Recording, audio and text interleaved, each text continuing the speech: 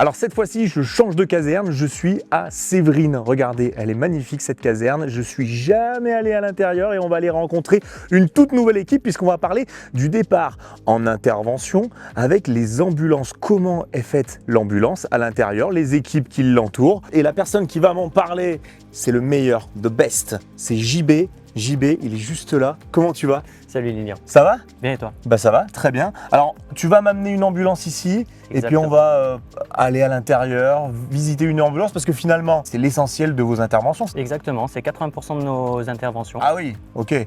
Vous n'êtes pas que les hommes du feu, quoi. Non, non, vraiment pas. Pourquoi JB on dit VSAV? Donc véhicule de secours et d'assistance aux victimes. Ah donc tu as toute une équipe là, vous êtes 4.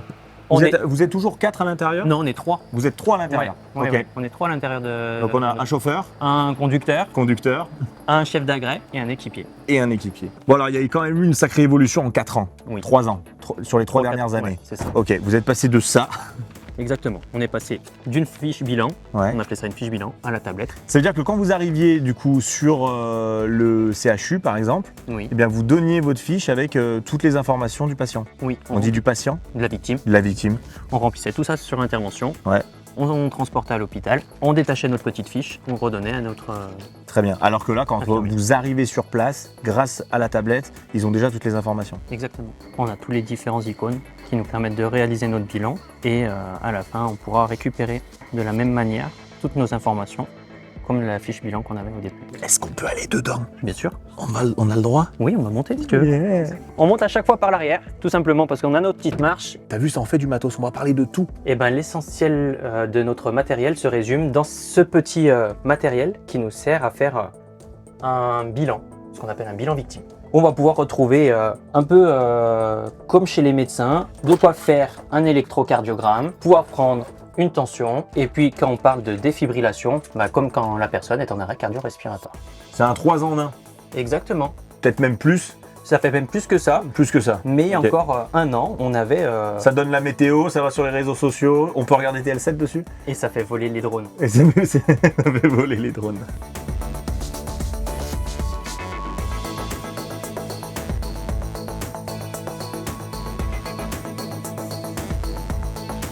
Donc là, ils font tous les tests. Oui. Ça, c'est le protocole. Exactement. Quelle que Oui. soit la blessure ou peu importe ce qu'il arrive à la victime, à chaque fois, on a ce protocole-là. Oui, c'est médico-légal, donc Ok. on est obligé de prendre une tension, de prendre la saturation.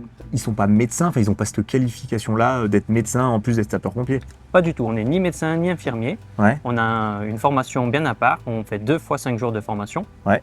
Et puis après, on enchaîne sur l'incendie. Bon, les gars, elle va comment, notre victime? Eh ben, elle va pas si mal, elle a une déformation au niveau du genou. Ouais. On a posé une attelle, on a fait un bilan circonstanciel, on a pris la tension, la SAT, et on va envoyer le compte rendu À l'hôpital.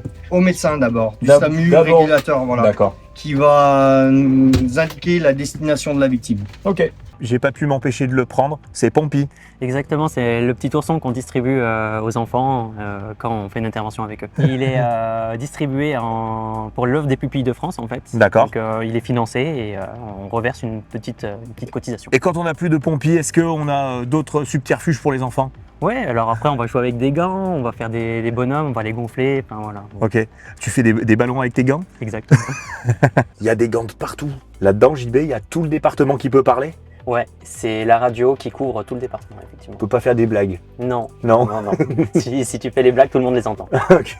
Alors quand on est au volant là, on Oui. a le droit de griller les feux, de rouler super vite, Alors non, n'a pas de radar. on n'a pas le droit de rouler super vite, on a le D'accord. droit de dépasser un petit peu la limitation de vitesse, mais voilà, il ne faut pas qu'on mette les autres usagers en danger. D'accord. Et les feux rouges? Les feux rouges, ben pareil. Du coup, quand on traverse le feu rouge, c'est Comme un cédé de passage. Le feu rouge se transforme en cédé de passage. ouais, avec un gyrophare et le 2 tons obligatoire. Bon JB, petite question que j'avais posée également au CTA, au centre de traitement d'alerte. Qu'est-ce qui se passe si on a une victime qui parle pas français? Alors, on n'est pas bilingue, hein. Ouais. Enfin, il y en a qui le sont, mais on essaye de parler en anglais. Mhm. Et puis après, si c'est vraiment pas possible, on va utiliser les outils. Les internets. Voilà, exactement, qu'on retrouve bien. grâce à notre tablette. Ok. Et par exemple, si on est sourd ou malentendant? Oui, et ben on a le Calvados D'accord. a créé une application qui s'appelle MC Assist. Ouais. Et où on peut diffuser des vidéos Ah, trop bien. en langue des signes. Ok. Bon, JB, merci beaucoup. Merci à toi d'être venu. On a tout compris maintenant. On est serein si vous venez nous chercher en intervention. En tout cas, je l'espère. Bon, très bien. Et moi, je garde Pompey, j'ai le droit? Bien sûr, je l'amène avec toi. Petit souvenir. À bientôt.